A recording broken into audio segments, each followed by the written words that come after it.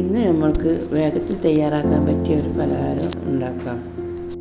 അതിനായി നമുക്കൊരു പാത്രത്തിൽ വെളിച്ചെണ്ണ ഒഴിച്ച് അതിൽ മുറിച്ച് വെച്ച വലിയ ഉള്ളി അതിലേക്കിട്ട് ഒന്ന് ചൂടായി വരുമ്പോൾ അതിൽ പച്ചമുളക് ഇട്ട് അതിന് ശേഷം തക്കാളി, വെളുത്തുള്ളി, ഇഞ്ചി പേസ്റ്റാക്കിയതും ഇട്ട് നല്ലവണ്ണം ഇളക്കി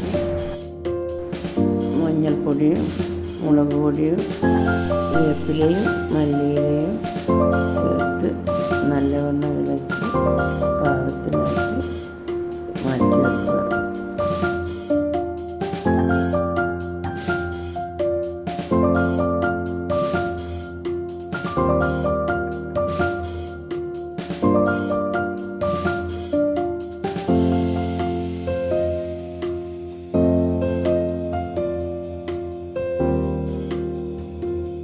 ഇനി നമുക്ക് ഒരു പെണ്ണെടുത്ത് അതിൻ്റെ സൈഡ് കളഞ്ഞ് അതിൻ്റെ ഉൾവശം നല്ലോണം അമർത്തി അതിലേക്ക് നമ്മൾ ഉണ്ടാക്കിയ മസാലയും ഒരു മുട്ടയും ചേർത്ത്